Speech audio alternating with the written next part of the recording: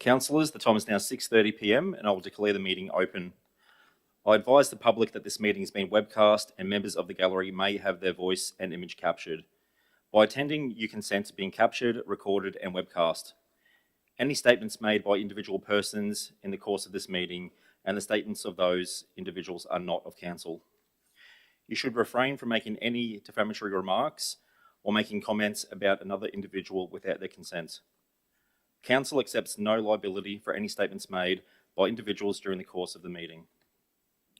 In the event of an emergency or the fire alarm sounding, please remain calm and wait for instructions from the General Manager and council officers. If we need to evacuate the building, council's emergency muster point during council meetings is the lower car park. In the event of a medical emergency, please alert council staff for assistance. Council acknowledges the Wanneroo peoples as the traditional custodians of this land that we're meeting on today. We pay our respects to elders past, present and future, and I extend that respect to Aboriginal and Torres Strait Islander peoples here today. We also acknowledge the Wabakul people to the east and the Darkinjung people to the south, and other Aboriginal peoples who now live within the Cessnock local government area. Now I'd like to call upon Pastor Courtney Watton for the prayer, please. Everyone stand.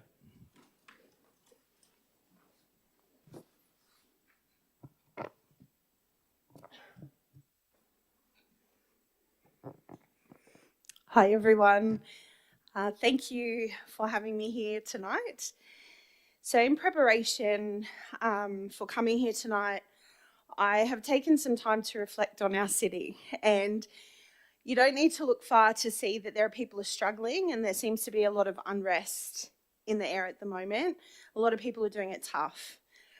Part of my job as a Christian leader is to walk alongside you guys, our civic leaders, and to offer help in the form of charity and prayer. So tonight, first of all, I want to thank each and every single one of you for the job that you do. Thank you. Now I'm going to speak a blessing of peace over all of you and Cessnock. Jeremiah 29 verse 7 in the Bible encourages us to seek peace and well-being for the city where I have sent you, and pray to the Lord on behalf of the city for its peace, and then you will have peace. Numbers 6 verse 24 to 26. May the Lord bless you and protect you. May the Lord smile on you and be gracious to you. May the Lord show his favor and give you peace. Let's pray. Lord Jesus Christ, we bless Cessnock City Council, its members and officers with the strength to do the job that they have been placed here to do.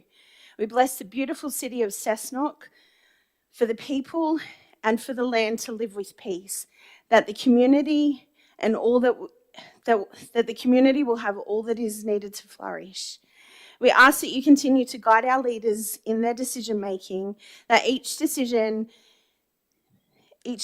that's made is what's best for the community, allowing the land to flourish, our community to prosper, and the people to feel safe, heard, and well taken care of. We ask that the Lord do all of these things in the name of Jesus. Amen.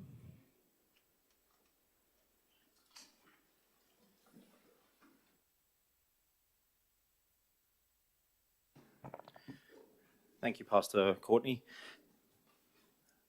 Tonight, before we get started, councillors, I just want to take a moment. We had some tragic news just recently with the passing of one of our own very staff members, Graham Hill. So this evening, I'd just like to take a moment to reflect on his passing, an absolute much loved member of both Cessnock City Council, our entire team and the wider community. Graham was a valued staff member of council for over 10 years, and we are deeply grateful for his service and the important contribution he made, particularly through his work at the Waste Management Centre.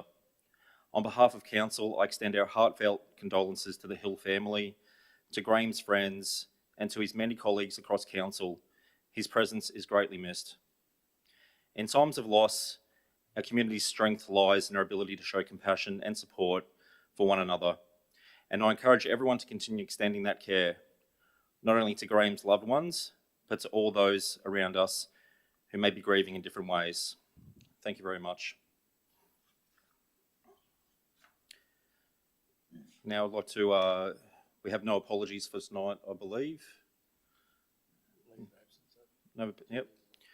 And we do have some leaves of absence to approve. So firstly, we've got Councillor Dixon from the 5th to the 23rd of November, and Councillor Harrington from the 3rd of November to the 20th of November. Could I have someone to move? Councillor Jerd, seconded Councillor Palmowski, put forward for a vote. All in favour? It's unanimous. Confirmation of previous minutes. Have someone to move that way? Councillor Harrington, seconded. Councillor Jerd. No debate, no discussion. All in favour? It's unanimous. Any disclosures of interest for tonight? Councillor Madden. Yeah, thank you, Mayor Watton. For CC 65/2025 drainage easement request for George Jeffery Park, I have a non-pecuniary interest less than significant for the reason that I'm the Vice President of the Kearsley Crushers Rugby League Football Club, who use George Jeffery Park as their home ground. I'll elect to remain in the chamber and vote. Okay, thank you, Councillor Madden. Any other disclosures of interest? No further disclosures. Any petitions? No speakers tonight. Now, moving on to Englobo voting list. Speaking, Councillor Dixon. Thank you, Mr Mayor. Having read and considered the reports in the agenda relating to items GMU 3/2025, CC 66/2025, C6 67/2025 and WI 11/2025, Council adopts the recommendations as printed in the business papers for those items. Okay, someone to second that? Councillor Jerd. Any discussion? No discussion. Put it forward for a vote. All in favour? It's unanimous.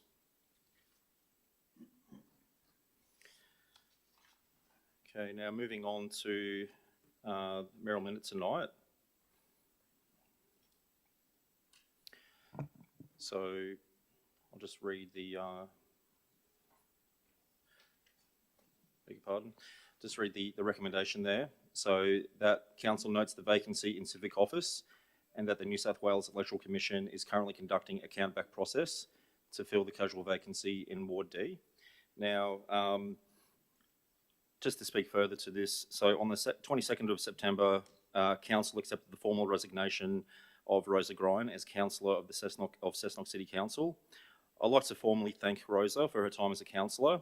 Rose was first elected to Cessnock City Council in 2021 in Ward D as a local community member who is passionate about better families, local opportunities and youth, and for local families as well. Rosa worked towards having better sporting grounds and community facilities for all. Rosa contributed to several internal and external committees during her tenure: the Aboriginal and Torres Strait Islander Committee, the Organisational and General Managers Review Committee, the Bondi Quarry Consultative Committee, the Community Engagement Awards and Grants Committee, in addition to supporting Council at civic events such as citizenship ceremonies, Australia Day Awards and Freedom of the City presentation.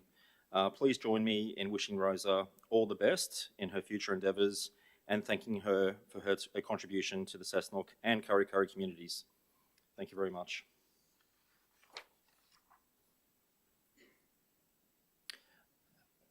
Councillor Hill. Thank you, Mayor Watton. Just to jump on the back there of your comments as well about Rosa's time as a councillor. I was one of the councillors elected within Ward D at the same time as Rosa at the beginning of the last term of council. And so her and I sort of come up together in our time here as councillors. I wanted to touch just briefly on some of the really positive achievements she was able to get across the line in her time with us at council. Her, myself, and ex-councillor Paul Painter really coalesced together as a great team of councillors for Ward D in combining our efforts for advocacy across all different areas within our section of the community. For Rosa herself, there was a number of major projects that she was a main driver of for Ward D. So many that enter town will be aware of the the construction of new netball courts at Booth Park, which was a project that Rosa was extremely passionate about, and we were able to get off the ground, and it's nearing completion sometime at the end of this year into early next year, and she'd be really proud to see the works, the progression of works there at the netball courts, and that's one thing that she will be very proud of to look back on. As well as the netball courts herself, Paul and I both worked quite well in progressing community consultation around the Curry CBD upgrade and master plan. Paul and I did a number of door knocks down through the main street in Curry to keep communication lines open with local businesses while works are underway. And as being a previous business owner within the Curry CBD, Rosa had a unique connection to business holders there in town and was able to utilise that in our communications with them. There was also a lot of consultation with community groups across our 2 terms of council, 1 and a bit terms of council, with local Rotary clubs, local other community groups, that Rosa was always very passionate about going along and keeping everyone up to date with what was happening at council and to hear their questions and queries and concerns, and then to bring that back. And the last thing I'll mention as well for Rosa's achievements on council is, you may recall that last year council ran the first and perhaps last for a little while Curry Festival in town, which Rosa was a driver of from a notice of motion she raised here at council. And while of course nothing was perfect to her grand vision of what she had hoped it might have been, the efforts on the ground from council staff to get that event up and running were fantastic, and the turnout from the community to sort of come together in the middle of our newly upgraded park in town was fantastic. So on a whole, I just wanted to extend my thanks to Rosa for all the help she has offered me as a councillor in our time together, and wish her all the best. Thank you, Councillor Hill. Councillor Hawkins. Thanks, Mr. Mayor. Look, I just wanted to publicly thank Rosa for her time and service on council. You won't find a much more passionate advocate for Curry and the community. So I think I'd just like to publicly acknowledge, whether it was the lighting in the park or indeed the park upgrade and making sure that the community were consulted at every step of the way. I think she's a really good example of grassroots councillor that rolled her sleeves up and she was full on in everything she did. I'd like to wish her well in her future. And I guess as a councillor who came back on the count-back system, I'm fairly sure that Curry's going to get an equally passionate advocate in once the count-back is completed. So I think Curry and Ward D are in good hands, and they were certainly served well for the last term and a little bit. So yeah, publicly thank you to Rosa. I guess I can no longer call her my council colleague, but I think I'll always call her my friend. So thank you to her. Thank you, Councillor Hawkins. We'll now put the matter forward for a vote, unless there's any further discussion. I'll put it forward for a vote. All in favour? It's unanimous. Now moving on to items to be discussed. Well, we don't have any motions of urgency that I've seen. Has there been any submitted? No. Okay, no motions of urgency. Now moving on to officers' reports. So starting with report PE 26/2025. This is the draft infrastructure contributions plan post-exhibition. Councillor Harrington. Yes, thank you, Mayor Watton. I would like to move an alternate motion to what is presented in the agenda. Yep. I wish to, it's up on the screen now, I wish to move the 2 points in the agenda as read above, but add 2 additional dot points. So the additional dot points are that Council write to the New South Wales Minister for Planning and Public Spaces and the New South Wales Treasurer requesting that the current development contribution caps be reviewed and increased to reflect current construction and infrastructure delivery costs, or alternatively, that the caps be indexed annually to account for inflation and cost escalation. Further, that a copy of this correspondence be provided to Local Government New South Wales and the Hunter Joint organisations seeking their support in advocating for this review on behalf of member councils. And point number 4, additional point, that council undertake biannual reviews of infrastructure contribution plans to ensure actual development activity and contribution revenue remain in line with predicted growth and budget forecast, with findings reported to council, and it should say reported to council at a council briefing.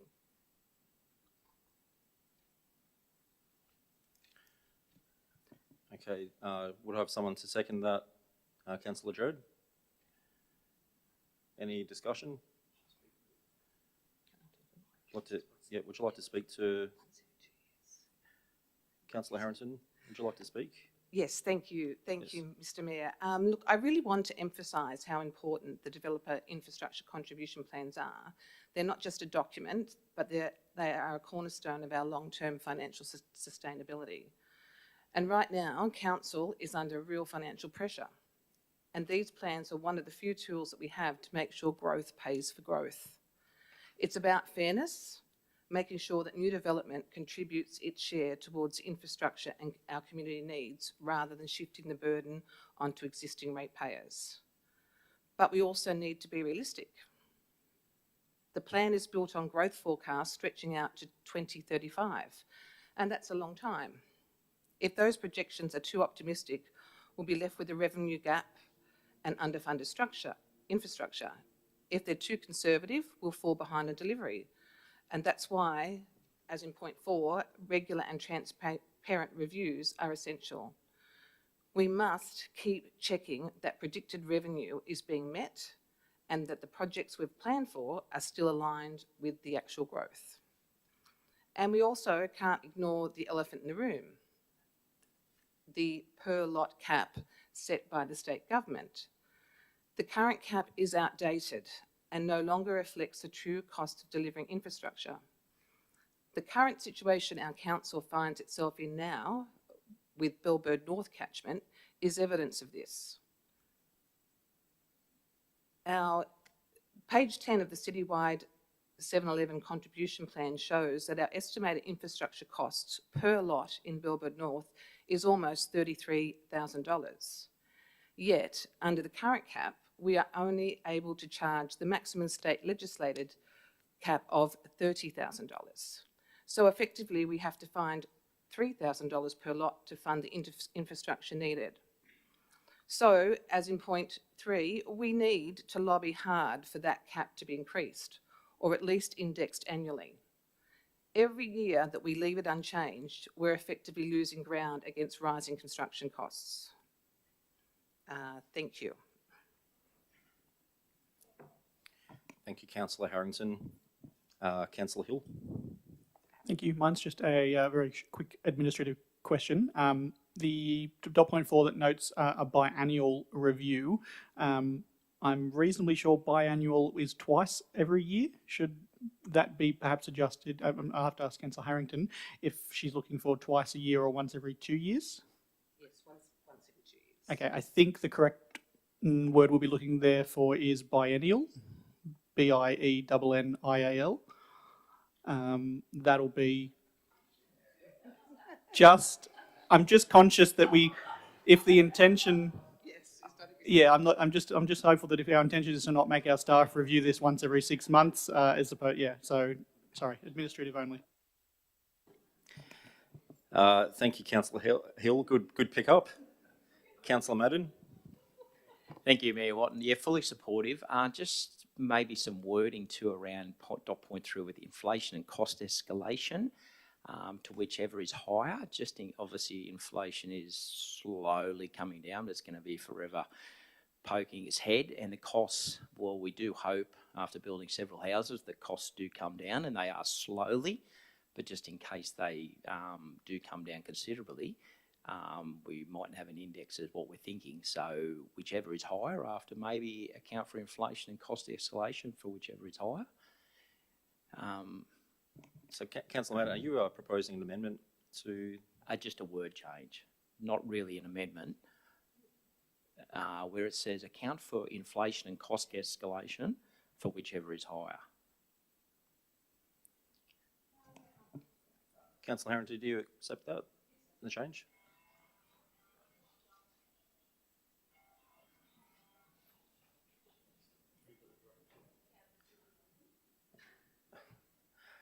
Okay, we'll just take a moment to just take in the wording there.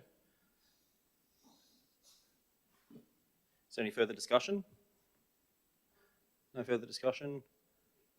Councillor Dredd? I just want to highlight, I like what Councillor Harrington has put forward, because if we don't have the developers putting in that infrastructure when it comes to the crunch, getting the money when we need to, it falls back on the ratepayers to pay for the infrastructure needed. And I feel like, why is the ratepayer always paying when the developer is the one making money? Thank you. Yeah, thank you. I had to really restrain myself when Councillor Harrington read out her alternate recommendation from going here, or something similar. Completely agree. Now we'll now put the matter forward for a vote. Oh, yeah, you have a right of reply. Sure? Okay. All right, we'll put it forward for a vote. All in favour? It's unanimous. Now moving on to report PE 27/2025, the draft Vineyards Place Strategy and Development Control Plan post-exhibition. Could I have someone to move that, please? Anyone? Councillor Palmowski. Seconded, Councillor Dixon. Speaking, Councillor Palmowski. I just realised I've never moved anything before, but I would like to move the above recommendation up on the screen. Do I need to read it all? Don't think so. No. Okay. Yep. Would you like to speak to it as you've moved? Yeah, I will actually. I just would like to point out how important the Vineyards area is to our region. We live in this beautiful LGA that brings thousands of visitors from around the world to our area. In particular, for our wine region, there's so much more that comes out of the Hunter, but we've got so much to be proud of with our wines. They win awards around the world, and we need to protect our area for now and in the future. And I'm supportive of this strategy in that, looking forward, we're preventing things like overdevelopment in this area and really supporting our vineyards district and the tourism that will come in the future, and the produce that will come out of it as well. That's it. Thank you. Thank you, Councillor Palmowski. Councillor Jode. Thank you, Mayor. I just got a couple of questions. So this strategy, this is the one that the residents and the businesses of the Vineyards all agreed was what they wanted for their area. Is that right? Yeah, Hunter Valley Wine Tourism Association, I know, was directly, liaised with, communicated with, and residents of Colburn. Yeah. So this is the same strategy that we had that speaker speak on the development last council meeting? Yeah. Yes, it was referenced. Where he was saying that it didn't actually agree with this strategy, that development?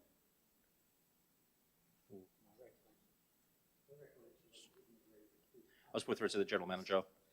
Sorry, my recollection was that he was speaking against the application on the basis of the existing controls that were not picking up the draft, because the draft wasn't a planning instrument that was able to be assessed. That was my understanding. There was he referenced this document with that drawing, remember, with where he talked about a reduced yield outcome, which is what this strategy does enable, a reduced yield outcome. That application was separate to this strategy consideration. Yeah, no, I understand it's separate. What I'm just trying to say is, I'm sure he referenced that development was in the wrong location going off this strategy. Does that make sense? I would say, simple answer, yes. It was in relation to the yields, so the scale of the development. My next question, if this strategy had come before that DA, would the DA still been up for recommendation? The development would have needed to be different to the scale that was proposed had it been lodged after this. Yeah. Whether it would have come for, I can't tell you without having seen an application, but it would have been a different proposal, yes. Yeah, I just find it a little bit frustrating because, we go out you know, you would have spent a lot of time, money to do a strategy like this, and then we've got a DA that's gone through, you know, which potentially this development control plan probably might have, you know, put it in the right location instead of the wrong location. So it's just a little frustrating for me. Anyway. Thank you, Councillor Jerd. Councillor Madden. Thank you, Mayor Watton. It's great that we've got a vineyard strategy and development control plan in place. I think I've discussed it a few times over the last 6 months about there's nothing in place for a tourist park within the Bacolban Vineyard area. As I've stated several times, there's several people underprivileged that want to come and use our facilities and taste the wine and on offer, but it's not there for everyone at the moment. There's just no lower income type of places to park a caravan within the Bacolban area, or cabins or camping, for example. So there's just, I'm sort of against the control plan and the development and strategy at this stage. Thank you, Councillor Madden. Is there any further discussion? Put forward for a vote now. All in favour? Councillor Dixon, Harrington, Hill, Jerd, King, Lee, Mason, Palmolsky, Pascoe and Watton. Those against? Councillor Madden and Hawkins. It's carried. Moving on to report PE 28/2025. It's the draft development control plan chapters, tourist accommodation on rural and conservation lands, and signage and outdoor advertising post exhibition. Could I have someone to move that report? Councillor Jerd, and seconded Councillor Pascoe. Any discussion? No discussion? All right, we'll put it forward for a vote. All in favour? It's unanimous. Moving on to report CC 65/2025. It's the drainage easement request for George Jeffery Park in Kearsley. Now, Councillor Madden, you're staying in the chambers to vote. Less than significant. Okay, could I have someone to move that motion? Councillor Harrington, second Councillor Jerd. Discussion? Councillor Harrington?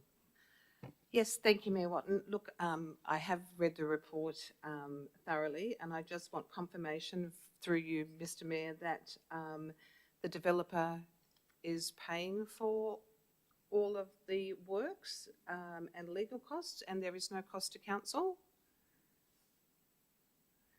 I'm going to put that through to the Director just in case. Director?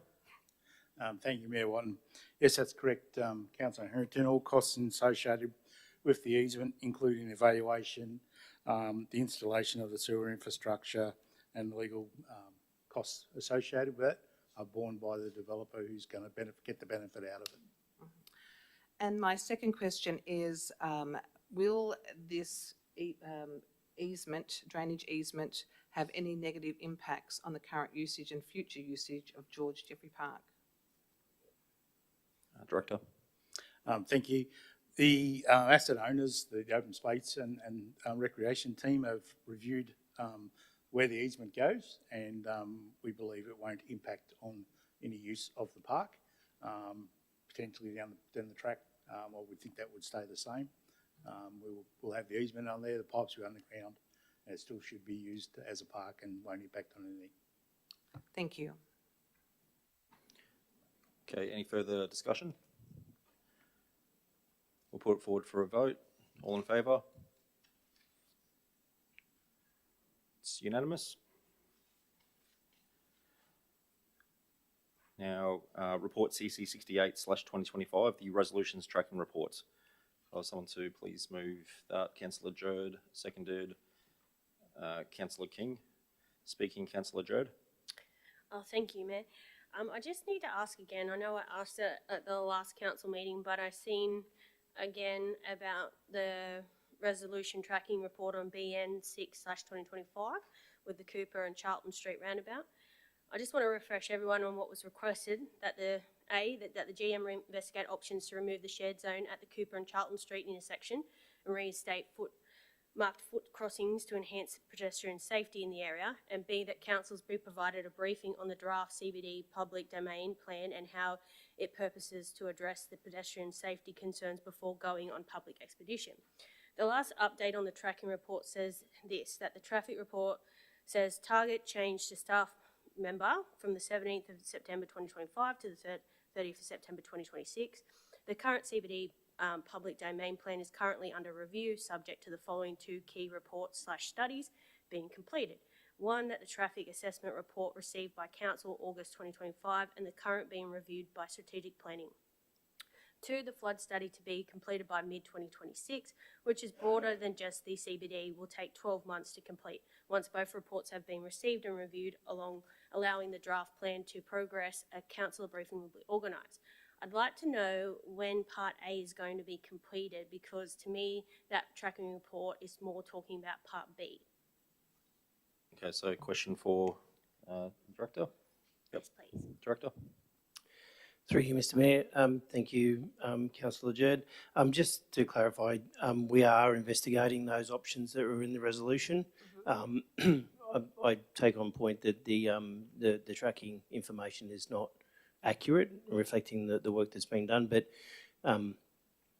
the second part, which is related to the CBD master plan, is still an overall outcome. So the work that, the investigations that are being done so far, which is around the option to look at removing the pedestrian zone and putting in zebra crossings or marked foot crossings, is being looked at in conjunction with that traffic report as well. So 2026. That report is for the CBD master plan for 2026. We're looking at providing an update, if not a recommendation, back to council or the local traffic forum for alternate options that may be viable as a means of being able to implement some safety improvements. Do you have a rough idea on time? At this stage, it'll be this third quarter or fourth quarter of this year. The implementation of it may not occur until early in the new year.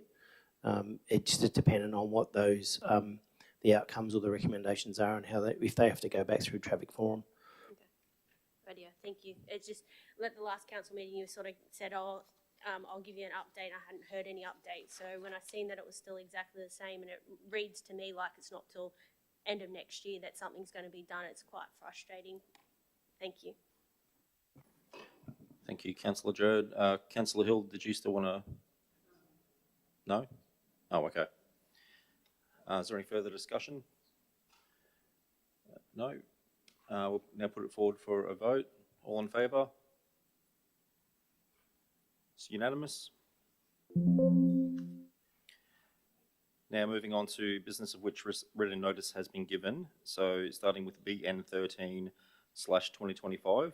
This is the implementation of an email notification system for residents. Can I have someone to move? Yep, Councillor Jerd. Second, Councillor Harrington. Speaking, Councillor Jerd. Thank you, Mayor. I probably should change one of the words on that, instead of establish, more to investigate, just so it sounds a bit, you know, a little bit nicer. But okay, so my idea with this is to make things more simple. I myself struggle with council's website. I've tried multiple times to actually change it because it's not user friendly. Half the town, I'm sure, wouldn't know about the Together page, let alone how to use the DA tracker. I remember last term of council, I believe it was yourself, Councillor Hill, that said even you found it hard and you work in IT. Is that right? Yes. Yeah. At the Meet the Mayor in Wallenby, I was talking to the comms team about my idea and they loved it. This is about keeping everyone informed. Council wants to get away from using paper, and this is what I thought might have been a solution.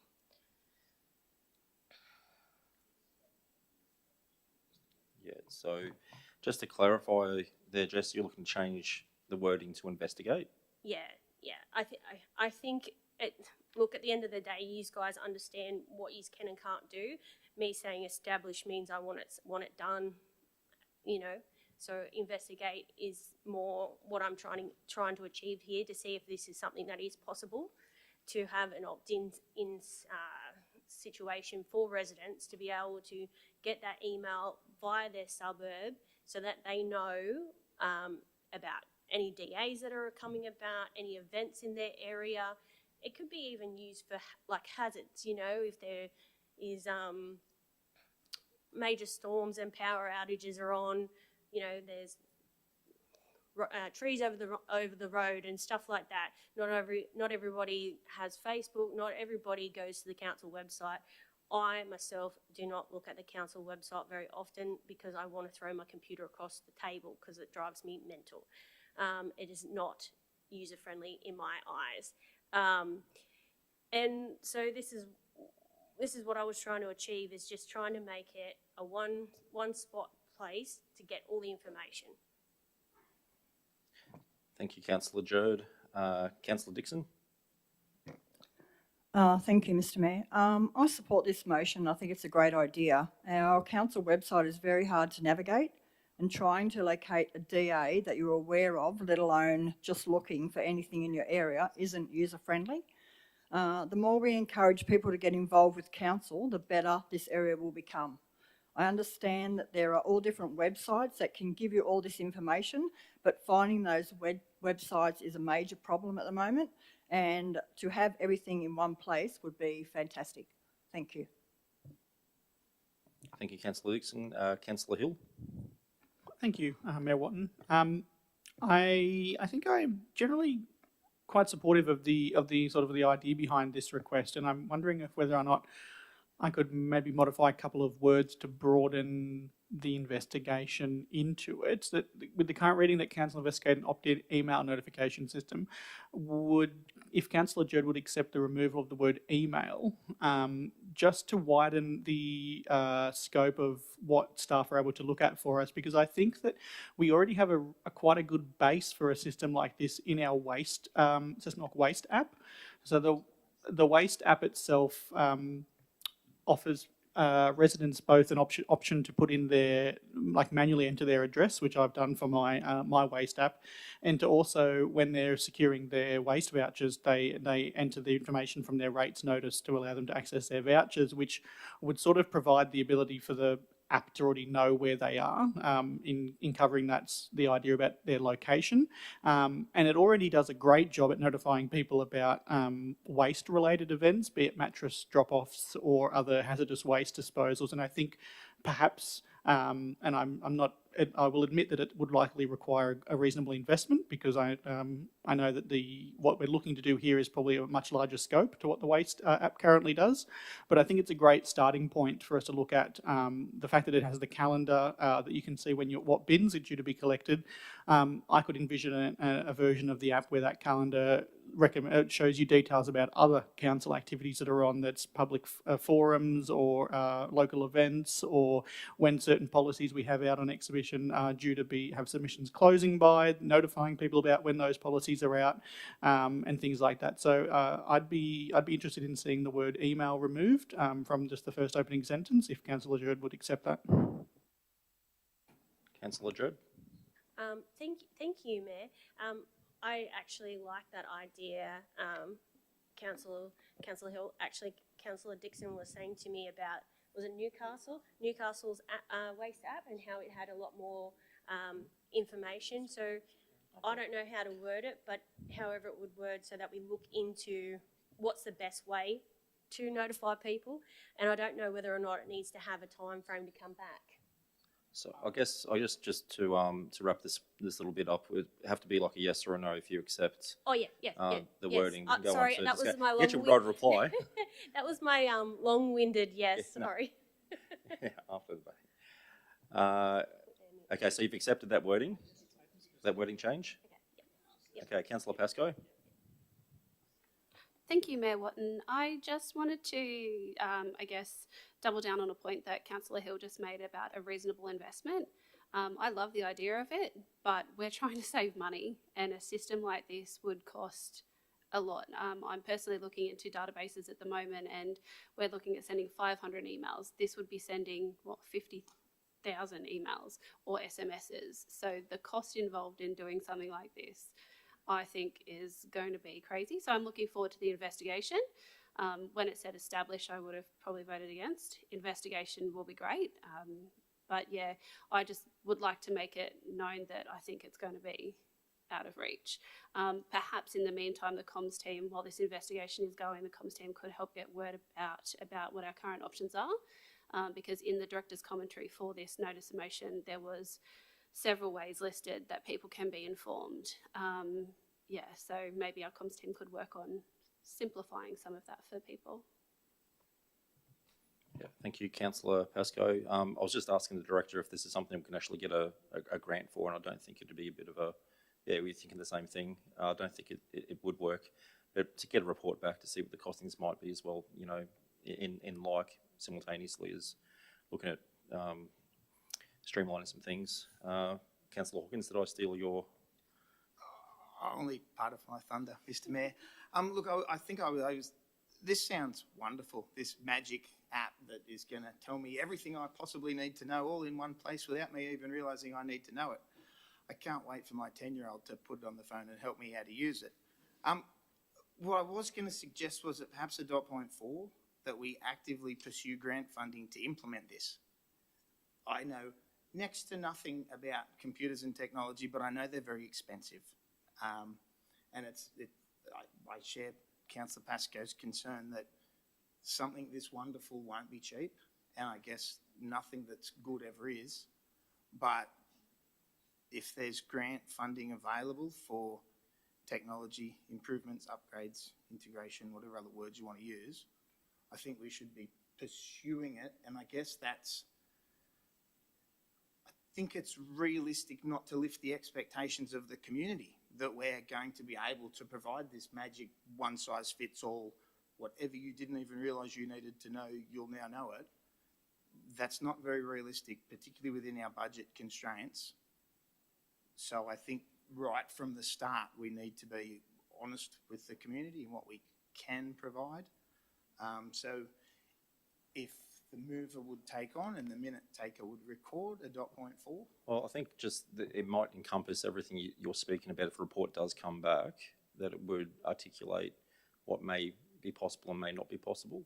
So I'm not sure if adding the additional .point in there. Would you like to speak to that further? I'll just get some commentary from the director. Yeah, thank you. Also, I'd love to get grant funding to do everything that we can. I think at this point in time, you're probably putting the cart before the horse. Let's do the investigation. If that's what the council wants to do, we can look at what systems we do have, how we could integrate them, what the cost implications would be, what the logistical implications may be, and come back to council with a report of all the different options that may be available, including what it may cost you to develop that, and what funding opportunities may also exist at the same time to implement or develop or adapt either an existing or a brand new system to do what council's looking to do. Yes, and I guess I would feel more comfortable if that was referenced in the notice of motion so that it was clear to everybody who read the minutes of the meeting what we were realistically pursuing, I guess. But I suppose if you're aware of that sort of level that it's going to require this investigation, then I'm comfortable. I think if we have, if council was of a mind to adopt the recommendation as it's there and investigate the options, essentially going away, we'll work out what we can and can't do, what the cost implications will be, what funding options may be available, and then you can make an informed decision as to whether or not we want to progress it. There may not be something available, we'll do everything. And to do everything may be cost prohibitive. So we'll be able to come back with that information. And as part of that, I forget which council it was, but you know, if there's things that we can do to make existing systems more out there that people know that they're available, and part of the commentary in the director's commentary is essentially around that. There's already these other things there that people may not necessarily know that are there. And then you might have other people that go, that's great, but I only want to know about the Performing Arts Centre or the library thing or the waste app, not necessarily everything else rolled into one. So we can bring that information back to you if we can make changes to our existing things as we go along. That's not going to cost us anything and it's going to improve something. That would happen as just as a matter of course. Thank you. Thank you, Councillor Hawkins. Councillor Madden. Thank you, Mayor Watton. Yeah, it's supportive of the idea. Obviously, there's some, we do have some things in place. I'm just curious, probably one of the directors may be able to answer me. When we put these motions in place, the investigation process, like the cost of even the investigation to actually come back to council to give us an idea of what it would cost.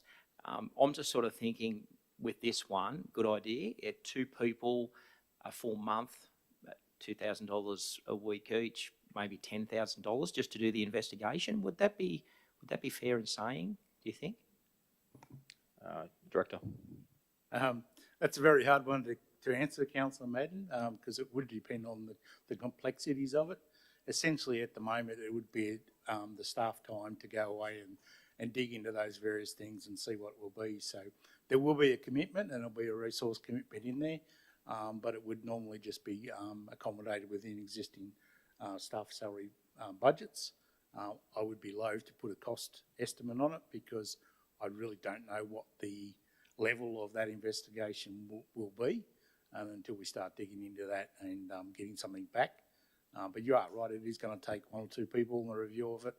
The development of a council report is more than just the officer reporting it, investigating it, then goes through the various levels of authorisation and printing of the budget and the document and the agenda document. So it does add up in time and resource, but I wouldn't put a dollar figure on it just at this point in time. Is there any way then in saying that when we get this investigation back that we can actually have the costs of what the investigation actually did cost as such, not only what the actual option will cost, but what the investigations cost as well, Director? On top of what the option is? Yep, certainly we can seek to accommodate something in there to put a staff estimate of the time involved in preparing the report to give councillors an idea of what these type of things do cost. So if we can track those costs or times, we can make a bit of an estimate on it. Yeah, no, thanks. Councillor Harrington. Thank you, Mr. Mayor. Look, a question through you. My understanding from what's just been said that the investigation of what I think is a wonderful idea. I'm all for simplifying direct communication to our community, 100%. But the gist of the conversation I just heard from the Director of Corporate and Community Services, this will not cost council an additional dollar. The cost is in actual working hours. So the cost to investigate is just in their normal working day. And I'm sorry, I know they're very busy, but yeah, there's no additional cost to council to investigate Director. over your current staffing levels. Yes, essentially the investigation at this point in time will be staff, resource and time. Obviously, if there is the final decision, you go down the path of actually putting something in place, that may be a totally different figure. Yeah. But certainly in the interim to investigate it, it is about staff time, it is about staff resource, and noting that, you know, whilst we're doing that, we're not necessarily doing other projects and the like. So there will be a time implication. What it is, I can't say, but essentially it is just staff time at this point in time. Okay, so essentially we are tonight voting on a motion to investigate what we all agree is an improvement to our current communication system to our community at no additional staffing costs to council. Sorry. To the General Manager. I think in some of the conversations we've been having with Professor Durant, there are these implicit costs. So whilst there's not a direct cost necessarily, there is the cost to the efficiency because some other project that is identified within the long-term financial plan and within the operational plan doesn't get done. So if in the totality of work that needs to be done across, there will be a cost, but it's a matter of then rationalising that within the operational administrative framework as to what works become more important in priority. And if we need more, then we'd need to come back. But whilst it may not be a direct cost, it's other work that's not being done where its direct cost is being apportioned now to that project. Just there's implicit and direct, that's... Thank you. Okay, sorry, no further questions, Councillor Harrington. Any further discussion? Councillor Mason? Just one comment. I think any investment or of staff time that is done into this project, whether or not we execute straight away on this or later, it's still an investment which will reap a benefit at some point if we decide, let's say in 3 or 5 years' time, to push the button. So it's not, I wouldn't say it's wasted time. Yes, we do need to park other projects to do this. It doesn't mean the investigation has to take place straight away, but there is an investment in something that will reap a benefit at some point in the future. Thank you, Councillor Mason. Any further discussion? Now put it forward for a vote. All in favour? It's unanimous.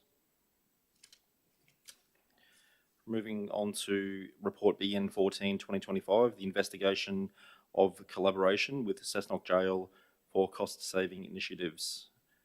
Someone to move that? Councillor Jerd. Seconded. Councillor King. Speaking, Councillor Jerd.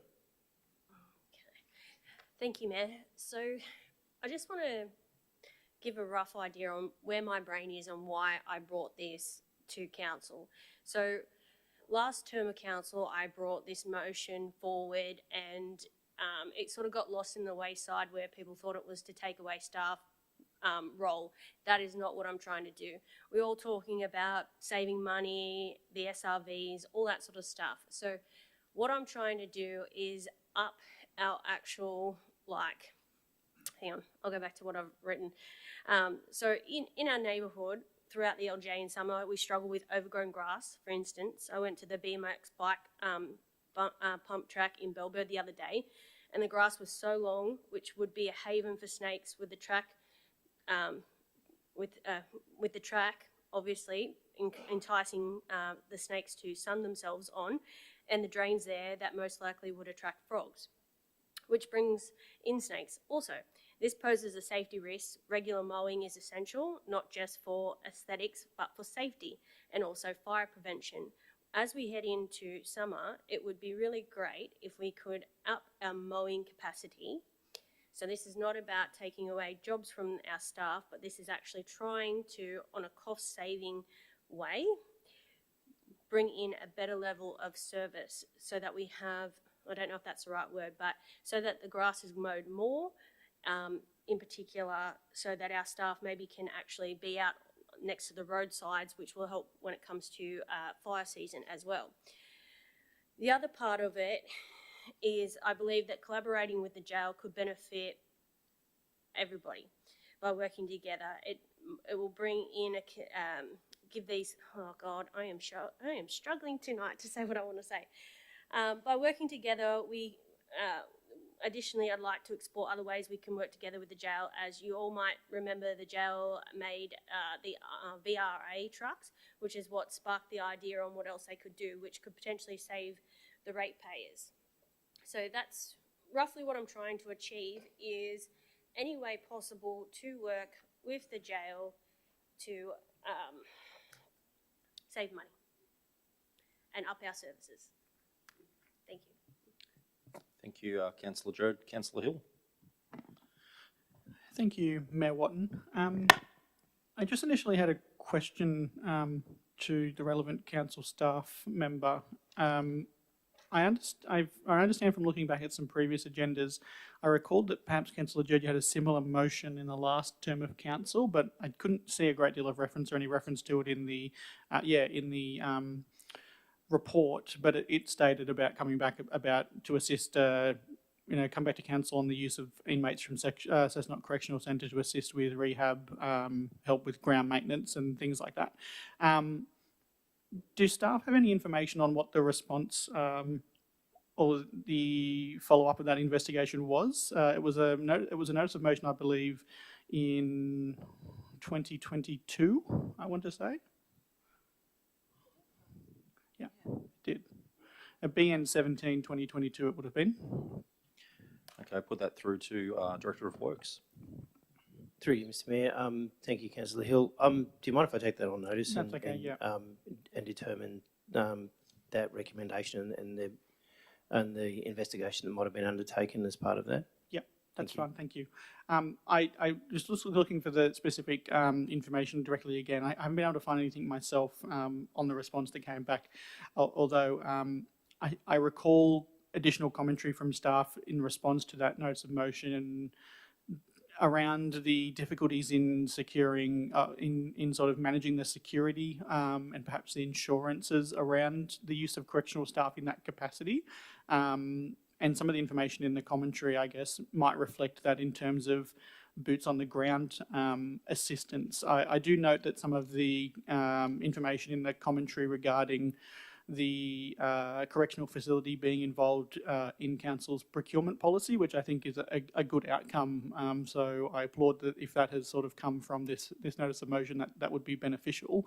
But I do understand as well that other contracts are in place for mowing and maintenance in different areas around our LGA. My other concern, I think, in perhaps more formal long-term partnerships with the correctional facility on a larger scale is what impact that could have on affecting jobs and opportunities available to other members of the community in Cessnock, and whether or not that this program would preclude members of the community or young people in Cessnock from having those jobs if these tasks were being undertaken by members from the correctional facility. And so I think on the information provided in some of the commentary that there are undertakings underway to encourage the correctional facility to be involved in our procurement program. I think that is a good outcome. And I understand the correctional facility also undertakes more targeted individual inmate programs for extremely well-behaved, sort of lower security members. It was talked about at a recent business breakfast that was hosted earlier this year about programs already run from Muswellbrook. I think programs like that the correctional facility is already undertaking would be beneficial within our community. I'm just not sure that on a whole, the sort of what's being requested in this motion is something that I'd be supportive of. But I'll also look forward to seeing any information that can come back about the previous notice, just to confirm what I think was that there was a number of obstacles in our way. And while perhaps it can sound like a cost-saving sort of benefit to council on a whole, having boots on the ground solutions on doing maintenance, I think sometimes it can cost more than it sort of benefits the community as a whole. Thank you, Councillor Hill. So just from that, I've gleaned a few questions. Might just get some commentary from the General Manager. Thank you, Mr. Mayor. Councillor Hill, just in doing some research for I'll allow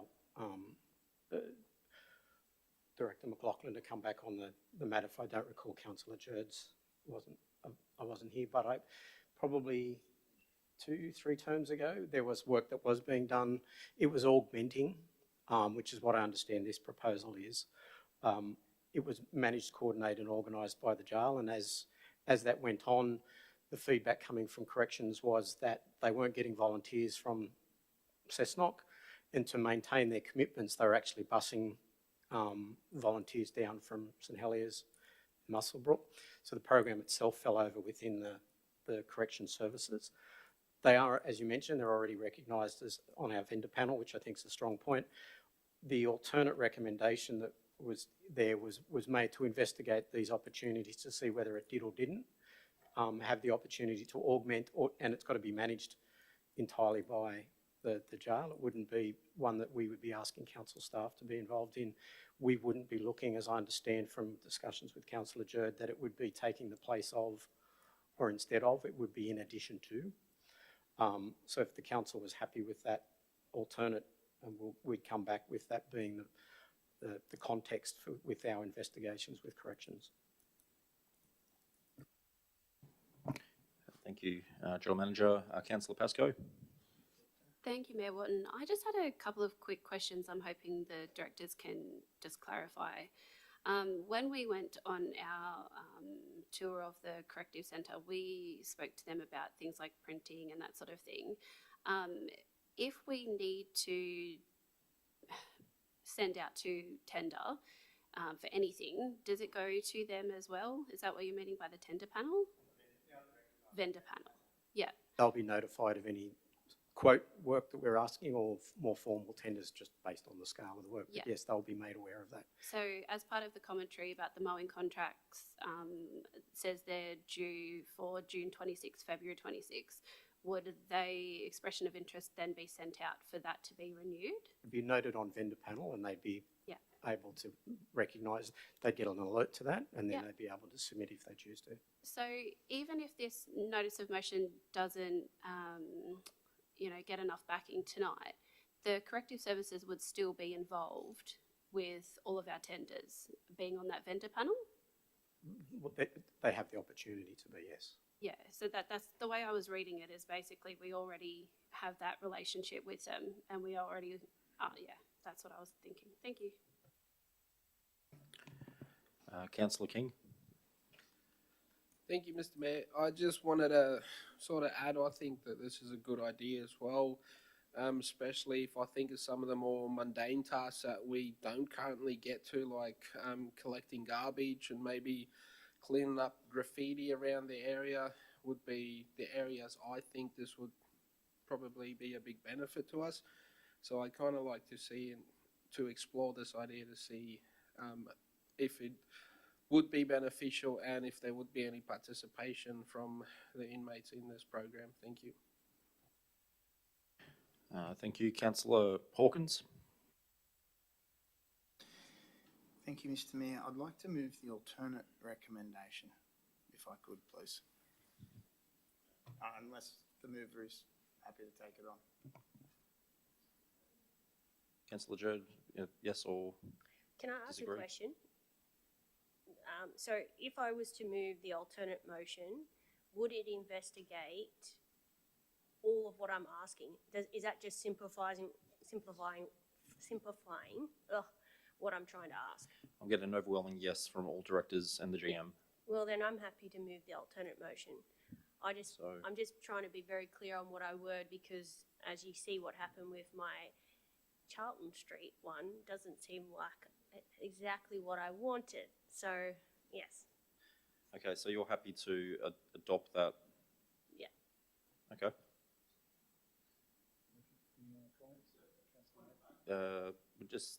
We can point of order.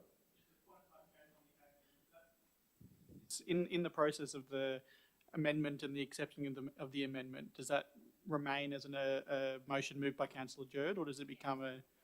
Yeah, she's accepted. Excellent. Yep. Councillor King as seconder. Yep. Okay, excellent. Councillor Madden. I'd just like to ask a question on the alternate motion. Living in previously in other LGAs that had this sort of similar system where the inmates would come in and play touch football, play cricket, actually mow the cemetery and the like. It did work for a short time, and then it just fell off the face of the earth for various reasons. With this alternate motion, can the general manager add in there to report back to council at a councillor briefing session and have one of the correctional high-ranking officials at the correctional centre actually report back on what they actually do as well currently in not only the Cessnock LGA but across this. So you're seeking to add an amendment or add wording to have just accepted? add wording to this alternate motion. Okay. Well, I'll have to check with the mover and the seconder. So, Councillor Jerd, did you hear what Councillor Madden? Yeah, it's basically just so the general manager powers the correctional service team to come into a council briefing session and actually report on what they currently do and what services they can provide. Yeah, I didn't want to get that whole. Okay. Yep. We'll get some commentary from the general manager.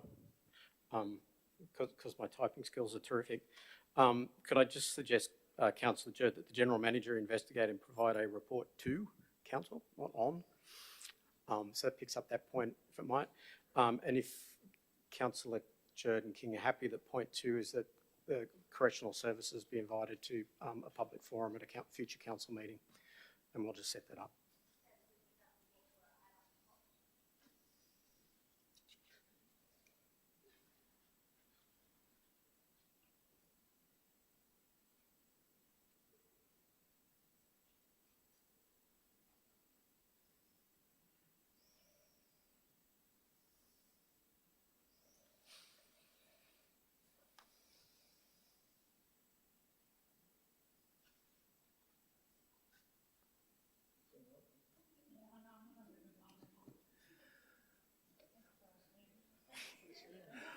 I say very well done. I always get nervous when one person looks over my shoulder when I type. Okay, so just to clarify, yeah, correctional services will be, yeah, to a future public forum. Okay. Just need to add correctional services will be, or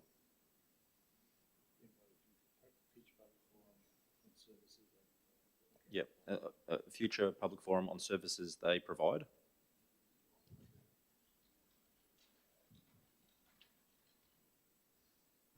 Okay, would the mover and second to be still okay with that wording? Okay, so that's adopted in. Councillor Hawkins. Thank you, Mr. Mayor. Look, are we not able to talk these things out with a staff member and get this? We've gone a long time to come up with essentially the director's alternate recommendation. Is there a way we could have a better system than fire this in and then we'll play with it later? Are you talking like an informal conversation, just emails with staff, and is that what you're referring to? Yeah. Or? Do we no longer have staff resources to be able to get these things into a suitable format before they're submitted?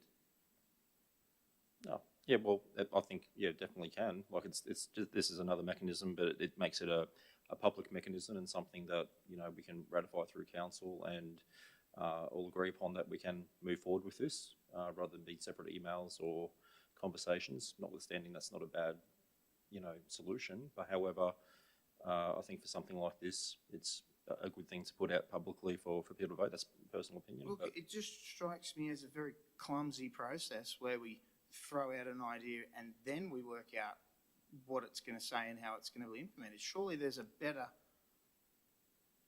system. Mm. Look, and I apologise, I guess, that it's not really on this topic, but it's happened quite a few times. Okay, well, I'll get the general manager to, as the general manager does approve all. Look, I'm happy to the take report. that as a comment, and we can maybe discuss it amongst ourselves later. But this seems like doesn't seem to be working as efficiently as it perhaps could. Okay, noted. Councillor Madden. Just one more thing, sorry. Up there in the general manager's alternate is the selected maintenance services. I think Jess said not limited to. Can we somehow change that word selected? Because what are we selecting? It should be provision of maintenance services. Take out selected, because we don't know what we're selecting until we. So instead of selected, maybe appropriate. Yeah. Suitable maintenance services, maybe. Not selected, because we haven't actually selected what we want them to do. Oh. My understanding of that from Councillor Jerd is that it's not, we're looking to augment. So I'm happy, irrespective of the wording, to say that we will investigate what is available, what services they do offer, and how that might fit in to augment the services that are available. So I'm happy to reflect more broadly than the language. Perfect. Okay, Councillor Jerd. Am I able to speak as like closing? Before this will be closing debate, so just, yep, so Councillor Jerd. Yeah. Closing debate. I just want to point out, I just feel very personally attacked. I put up a motion that I was quite happy with, but listened to the room where they suggested that they preferred the alternate motion, and to imply that this is unprofessional, I feel like this is teamwork and collaboratively making sure that everybody up there has a voice. It's not just my nom, it is the team here selecting what we want for our community. So I'm just going to say, I felt very personally attacked right then, and honestly, I thought it was really inappropriate. Thank you. Okay, well, we'll close the debate now. We'll now put it forward for a vote. All in favour? It's unanimous. Moving on to report BN 15/2025, the advertising Sponsorship and Naming Rights Program. Okay, someone to move that. Councillor King, seconded. Any seconded? Councillor Jerd. Speaking, Councillor King. Thank you, Mr. Mayor. I'll keep it brief. Just to explain sort of what my aim is here. So this is to investigate the feasibility of opportunities for advertising, sponsorship, naming rights. It's all there. So it's, if it is feasible, to develop a framework to what that would look like. If it's not feasible, there'd be no point to develop a framework. I just wanted to make clear. It's simply about exploring opportunities for more sources of revenue to lighten the burden on ratepayers. So essentially this would be looking at what assets council already have, and if there is any opportunity to utilise those assets, you know, for example, regarding advertising. So that's the gist of it. Thank you. Thank you, Councillor King. Councillor Madden. Yeah, thanks, Mayor Watton. Yeah, great idea. I just have a problem with the public infrastructure when some sporting organisations already have, I guess, the ownership rights for some of the council's infrastructure. Where would we stand there? I'm guessing, I'm just looking, for example, some of the local sporting fields, a soccer field or the local football field, where they have the ownership of the advertising rights on the fence. People already pay to use that, to advertise on that fence. We wouldn't, I guess with this motion, we wouldn't be able to override that, I'm hoping. I believe, yeah, the motion is requesting the investigation and report to come back to council, so there'll be no hard or fast rules made. It'll have to come back, and Yep. everything will be investigated. Yeah, okay. Yeah, it's only an investigation. Yep, thanks. Councillor Hill. Thank you, Mayor Watton. Again, I think I'm generally interested to see what information might come back to us on this front, although there's quite a bit of information there in the report, the commentary about sort of the difficulties around stuff. I know last term of council, I think we either looked at or we were reviewing some policies and some things around bus shelters, and it was sort of made aware to us at the time the difficulties around advertising on bus shelters and things like that. I also note that while it's been said that if council can investigate, then and if it's not feasible, they don't have to develop. I think it's a little conflicting to have the word develop in the motion itself. So this is a motion that we are calling on staff to do an action, and when the action is written in the motion, I'm not sure that saying it beforehand sort of is sort of concrete enough. And so generally, I think I would be happy to support the alternate recommendation that was provided, sort of that keeps the same generic sort of idea that Councillor King has put forward about investigating and reporting back to council on the implications, resource requirements, projected returns on investment, and any logistical impacts for existing users of relevant council facilities for advertising, sponsorship, and potential naming rights, which I think covers off on the point as well that Councillor Madden raised around existing sporting fields and sort of the other arrangements they have. So if I could put forward the alternate recommendation from within the report, please. I'll need someone to second Councillor Hawkins. Thank you. And I think I've probably spieled enough there about it, so. Okay. We'll now discuss and debate the alternate recommendation there that's up on the screen, the amendment. So, Councillor Jerd. Just quickly through you, Mayor. Oh, yeah, they're fixing it anyway because Councillor just pointed it out to me. That's all good. No debate about the amendments? Sure. You happy? Just your seconder. Oh, sorry, Councillor Jerd. Okay. All right. Well, that now forms the motion. Councillor Hawkins. Thanks, Mr. Mayor. Look, I think I just want to again point out that the alternate recommendation was the more practical wording for what we wanted to achieve. So obviously nothing personal against Councillor King, but again, the staff have come back with a recommendation that gets us pretty much what we wanted. So thank you. Okay, any further discussion? Councillor King?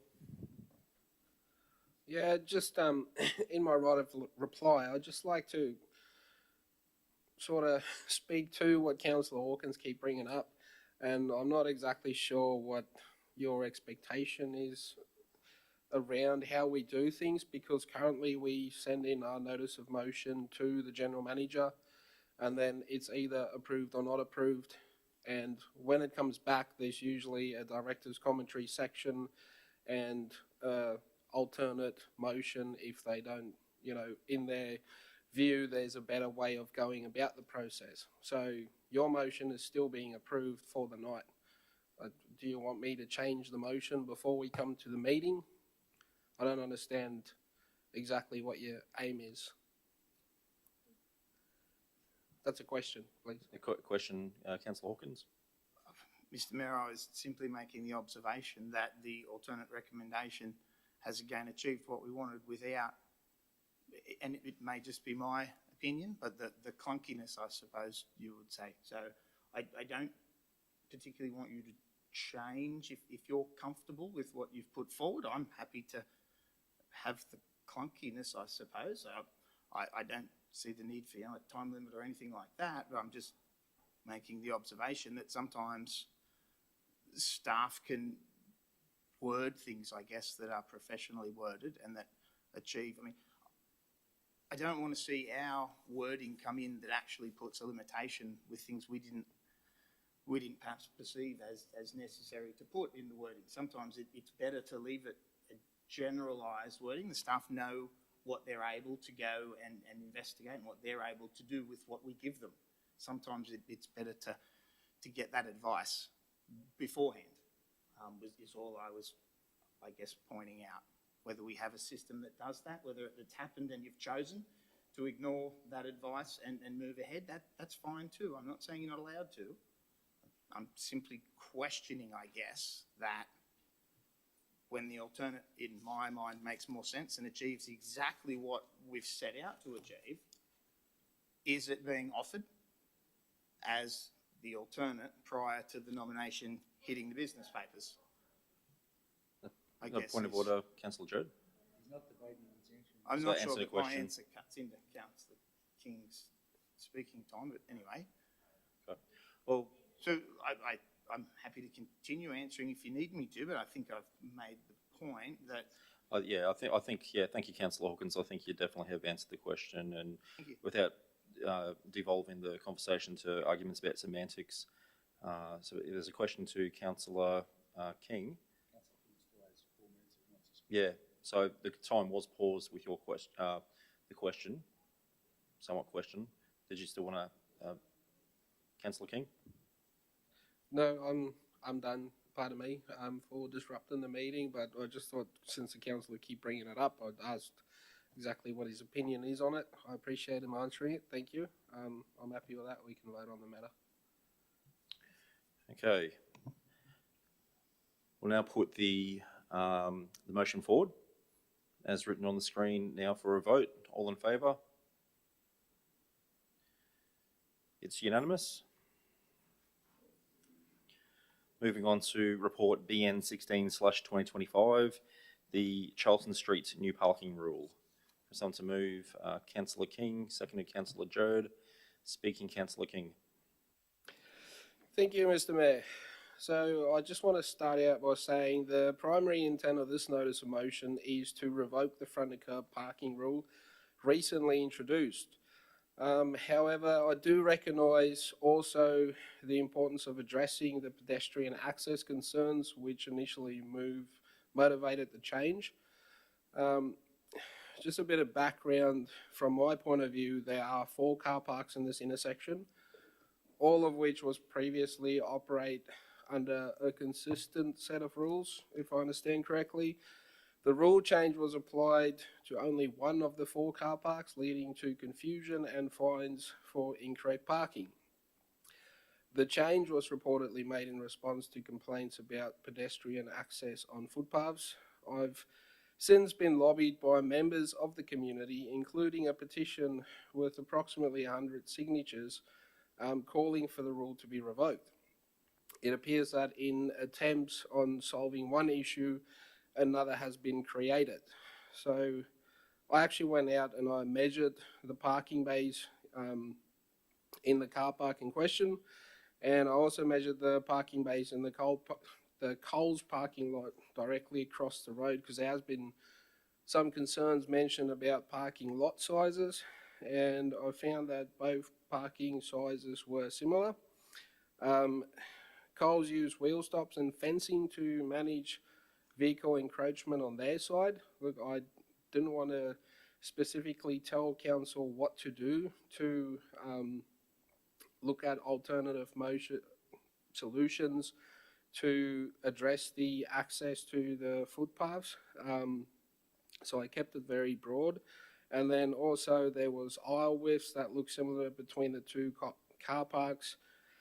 There's also a comparable car park 100 metres down the road with an even narrower footpath and a smaller aisle that's not subject to the same rule. I also note that the trees and light poles along the footpath probably contribute as much, if not more, to the restriction than the overhanging cars. So just from my perspective, given the inconsistency across the area, the negative community feedback and the upcoming CBD master plan review that gets mentioned a lot, I propose we revert the car park in question to the original parking arrangement. This would ensure cohesiveness across the precinct, and I also recommend a more thorough and coordinated investigation into how pedestrian access and reverse parking can coexist moving forward. Councillor King. Councillor Pascoe. Thank you, Mayor Watton. I've kind of got two parts to my little talk. The first question is just regarding some of the commentary. It says the recommended changes were noted by the elected council as being approved under sub-delegation, October 2024. So obviously that was when we were all brand new to being elected. I've gone back through the minutes of that October meeting and I can't find the report anywhere. Could that be sent to us at a later date, please? I'm sure it could, but I might get the Director of Works to just speak to that. Through you, Mr. Mayor. Thank you, Councillor Pascoe. I'll follow that up and clarify, but it definitely did come up to council for noting. It was approved by the local traffic committee, or sorry, it was recommended under the local traffic committee at that time under sub-delegation. Yeah, I think that's where it's gone sort of unnoticed, because in the minutes it says that council adopt the minutes of the meeting and there's about 8 reports from the traffic committee. But when you look at the minutes, you only see 3 reports. So I'd say it's one of those ones that I can't see. So if that could be forwarded later, I'd appreciate it. Yes, certainly.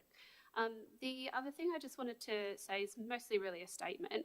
Part of the commentary that we've received was that the parking change was made at the request of the community based on the pedestrian safety. So for just a little bit of background for those watching at home, the reason that this change was made is because when cars are reversing in and there is no wheel stop, like Councillor King has mentioned, all of the vehicles do actually come back onto the footpath, which is making it really dangerous for pedestrians, pedestrians who have mobility issues, need to use scooters, prams, wheelchairs, those sorts of things. So I just wanted to point out that the rule wasn't put in there just for the sake of it. The rule was actually put in for a reason. So I won't be supporting this motion because I'm looking at pedestrian safety above, which way people park, because there are many car parks around there that you can still reverse park into if you so wish. Thank you, Councillor Pascoe. Councillor Dixon.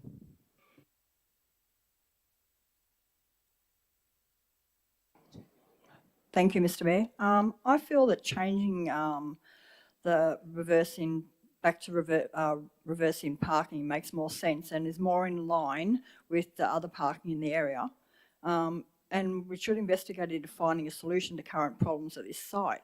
An improvement in signage and wheel stops would help with the current overhang of vehicles. It doesn't seem to matter that if vehicles park nose in or rear in, the same problem exists with the overhang. As I've actually seen vehicles that are nose in and still have the overhang into the footpath.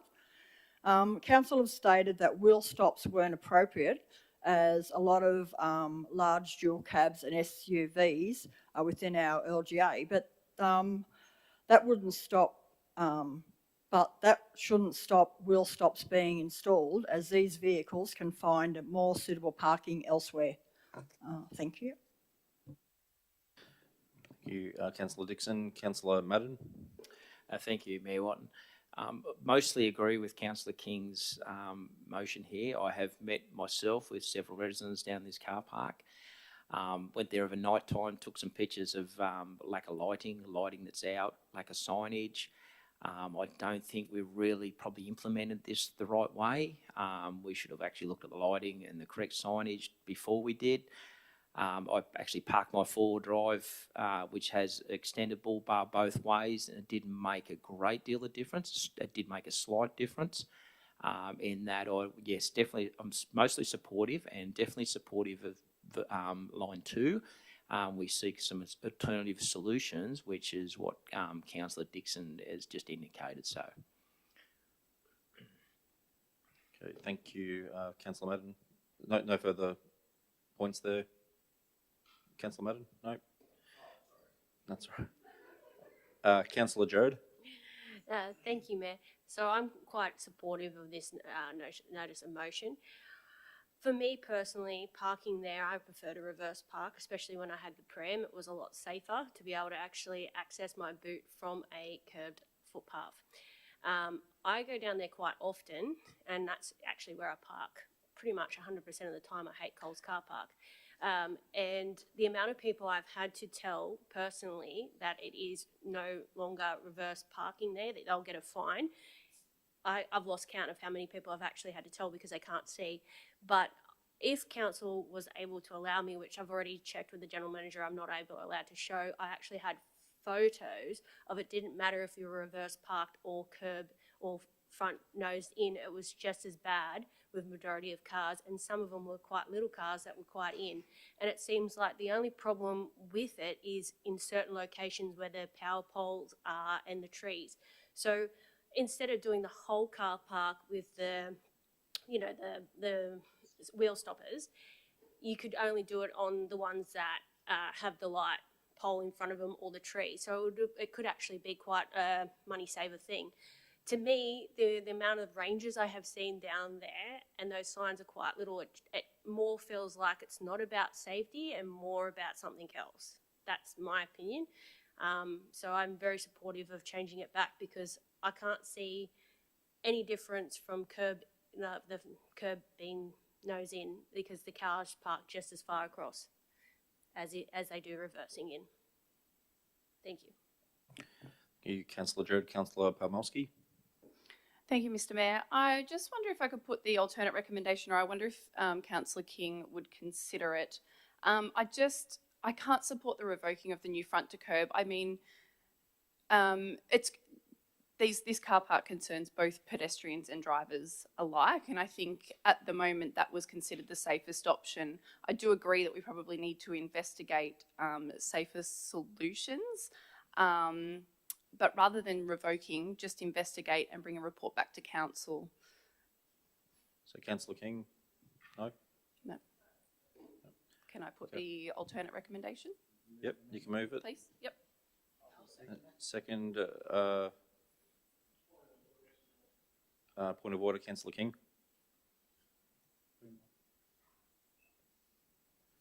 Just in the Code of Meeting Practice, section 10.11, it states an amendment to a motion must relate to the matter being dealt with in the original motion before the council and must not be a direct negative of the original motion.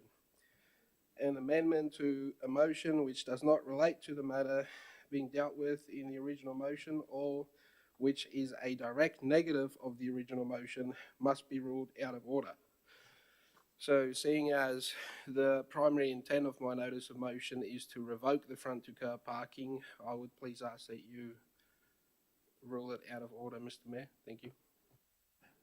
Thank you, Councillor King. So just reading through to investigate alternative solutions. So it's still looking to address the car parking arrangements and safety arrangements. Or not somewhat of a direct, it could be perceived to be directly against revoking, but I wouldn't see that it's a direct negative, in my opinion. Director, do you have some commentary? Any further commentary on that? It's your call, mate. Yeah. It's No. It's not direct negative. I classify it's not a direct negative. Yep. Okay. You need a seconder for Councillor Penmaster? Yeah, Councillor King. Yep. The point I'm trying to make by saying that it's a direct negative is the recommendation proposed does not revoke the front to curb parking, which is the intended purpose of the motion. Yeah, thank you. Point of order, Councillor Hill.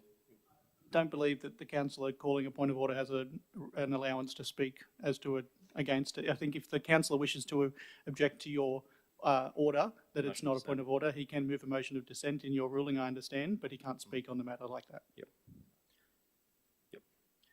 So I would see that it's not a direct negative against that, but you can go motion of dissent. Okay. Moving a motion to dissent? Move a motion of dissent. Okay, put it.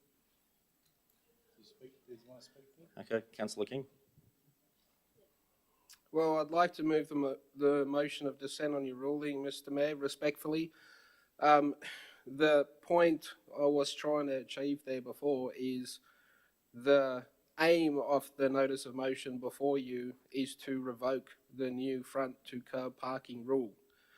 I added the second dot point in there to also not discount the importance of the pedestrian safety in the area.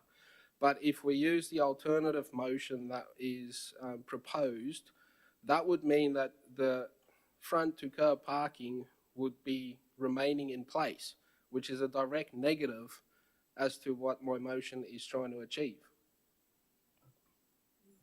Yeah, so we'll put that forward for a vote. Motion dissent. Voting. All those in favour of the motion dissent, Councillor Jerd and King. All against? Councillor Dixon, Harrington, Hill, Lee, Madden, Mason, Pomorski, Pascoe, Hawkins and Watton. So motion dissent has not carried. Sophie's amendment, and you're looking for a second. Yep, so we're going back to now the amendment. So we need to have a seconder for that amendment. Councillor Pascoe. Okay, so Councillor Hawkins.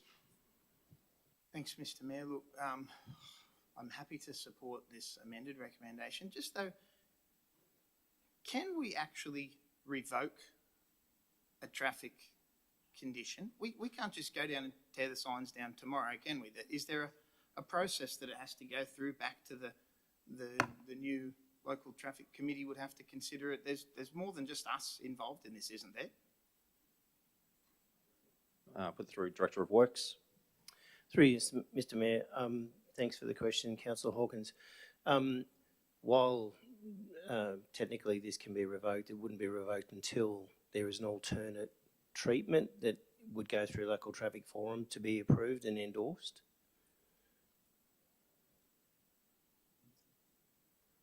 Yeah. Is that I answer think question?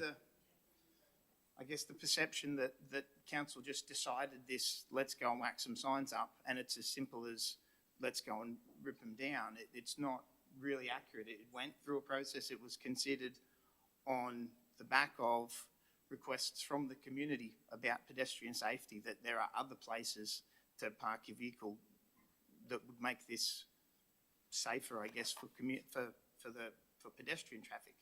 I think the investigation, rather than this concept, again, the raising expectations that we can go out and rip signs down tomorrow if this was passed, that's not correct as such, and that there would still be a process to follow, and that's what we eventually will do to reconsider it. And not saying that that process is necessarily going to revoke it. It may come back, and Transport for New South Wales, the Highway Patrol, all of those other organisations may say or may reiterate that this is the safest option. So yeah, I'm in favour of reinvestigating it, but I think this is the appropriate way to go about that. Okay, thank you, Councillor Hawkins. Councillor Madden? Well, we've gone around in circles tonight, that's for sure, with a few notice of motions. But look, as I stated before, I'm and certainly mostly supportive of Councillor King's original motion. But with your amendment, can we change a few wordings that if we to go down this track, we report back before this December council meeting? So if we're unhappy with what the report back is, we can revert back to Councillor King's original motion. I believe that's what it says. Well, it just says before the end of 2025. So if we report back within the end of November, then we've got time before the what is it, the 10th of December or whatever it may be for the December council meeting. Sorry, Councillor Madden, typically it'd be the nearest available council meeting, so I'm thinking that end of the year is quite suitable. 10th of December.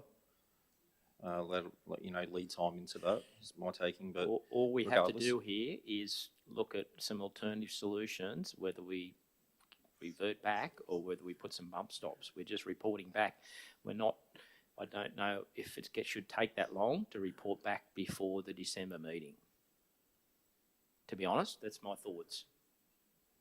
Okay, I'll just be in the inclination that we're kind of splitting hairs there, that's all, because it's saying we're going to report by the end of the year. But regardless, Councillor Pomelski, you want to speak? Director? Just to address the councillor's concerns, obviously if the item can be reviewed and a report prepared in time for the November meeting, that will certainly occur. If not, we will look into get it to the December meeting.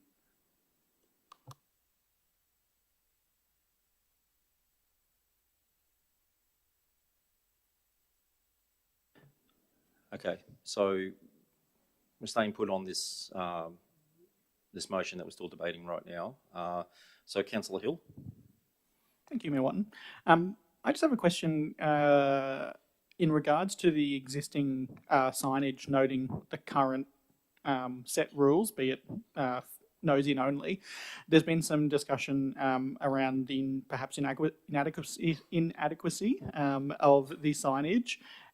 Whether or not this amendment or the motion as a whole gets adopted or not, staff considering whether or not we can make any, remediation to the signage that's available there to help people, especially in the interim, if it is a longer process before any change happens, to be aware of what the current rules are. Director. Through you, Mr. Mayor. Councillor Hill, yes, we would look at all aspects of the current arrangement to ensure that we've got a fit for purpose recommendation, whether that go back to the local traffic forum or whether that also comes back to council as a recommendation. Okay, thank you. Councillor Jerd. Thank you, Mayor. So just a quick question after what Councillor Pascoe brought up about this coming to the Traffic Committee. And it would have been the October Traffic Committee that it would have hit? Director? Yeah, it was. I believe it was reported to council in the October meeting. Yeah, okay, so that I would have been on that committee. Now, that reminds me of it.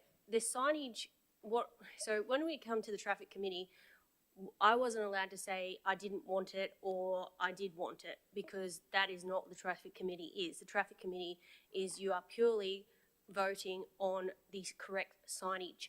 So from that, what Alison said and the other team members on the Traffic Committee, that the signage that they have is what is legal. So I can't see us being able to change the signage to make it stand out better for people to not get booked for not curb nose in parking.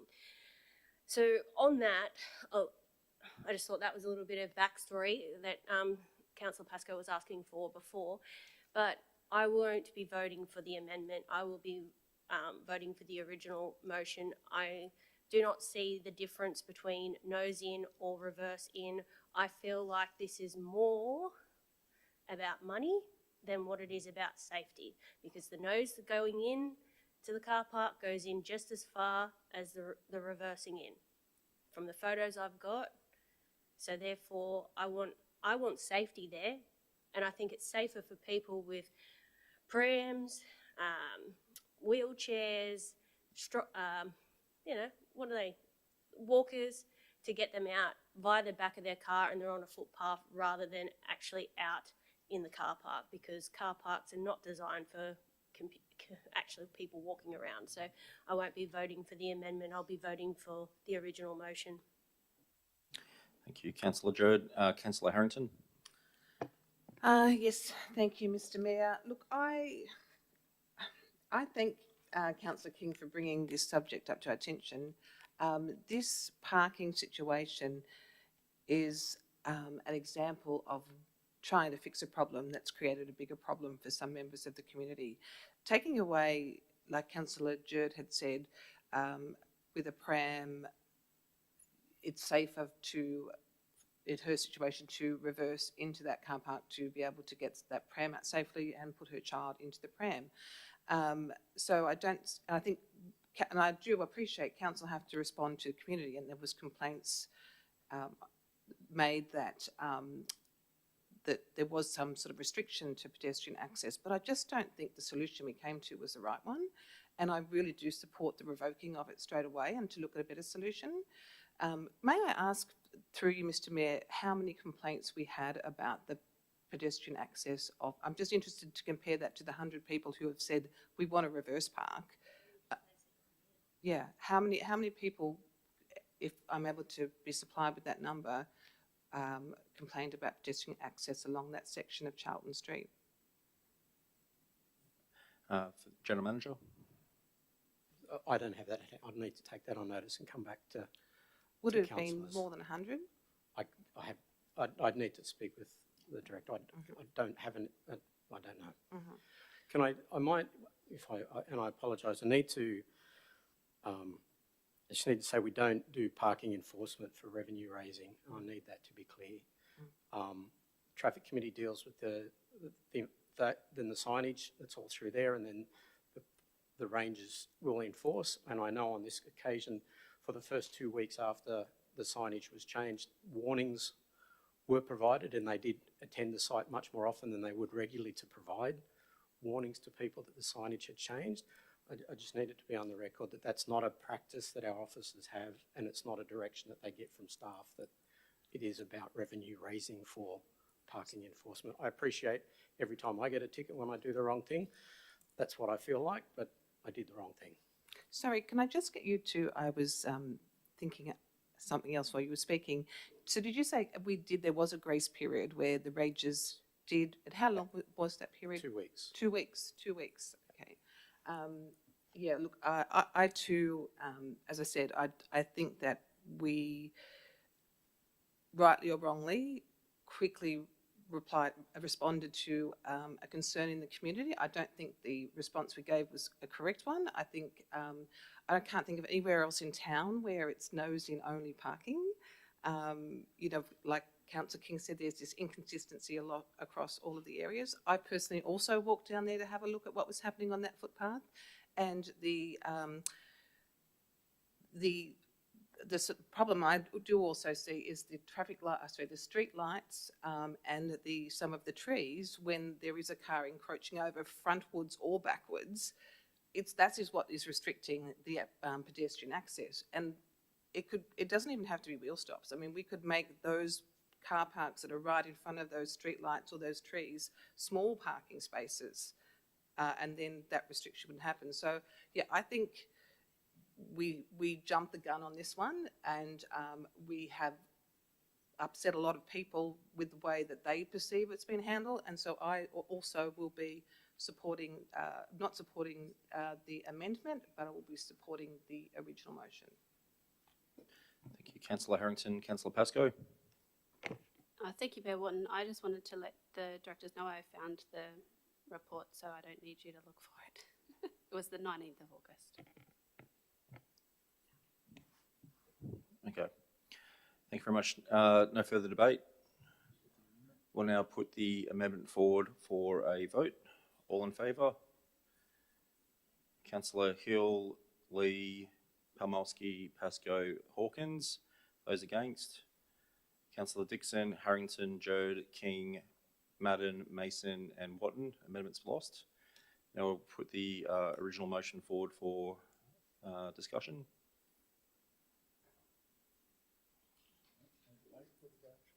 We'll put.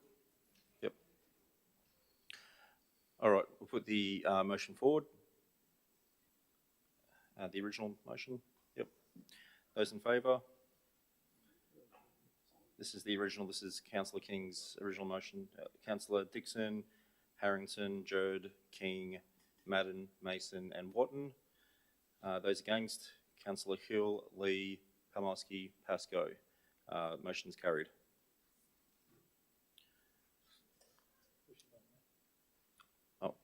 Director of Works. Through you, Mr. Mayor. I would just like to reiterate and clarify with the carrying of this motion that the signs won't come down tomorrow. They have to go through a process in order for them to be removed. Thank you, Director. I was going to clarify that before putting it to a vote. It has to go through the process. Now we're moving on to Councillors' reports. Any Councillor reports? Councillor King. We've got Councillor Hill, sorry, first.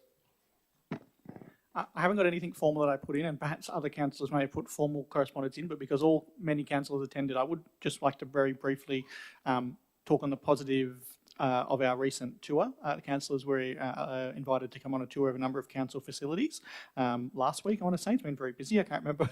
My weeks are blending together. But it was fantastic to sort of get a look at a number of council facilities that provide daily services to residents around our LGA, the Works Depot, the Waste Management Facility, the Performing Arts and Cultural Centre down there, and the library. As much as some of those areas like the PAC and the library, you know, we're as members of the public often going around in, and the waste management facility that we get to go and pop our heads into fairly often. It was great to see and hear from staff on the operation of those places. I got a really great sort of understanding of the amount of work that our staff are able to do, and the amount of distance we can go with sometimes at times limited resources, and to provide the services that we do across the LGA. I thought it was fantastic. So nothing formal to put in. I just wanted to briefly speak about that, and thank you to staff for the opportunity. Yeah, thank you, Councillor Hill. 100% echo those sentiments. It was a great tour, and it's nice to see things physically and in a tangible sense rather than just reading reports, which obviously are very well written and do make a lot of sense. But it's nice to see and hear it and everything else there. So it was fantastic. Councillor King. Thank you, Mr. Mayor. I just wanted to bring to the council's attention that there was meant to be an OSTAR committee meeting this morning.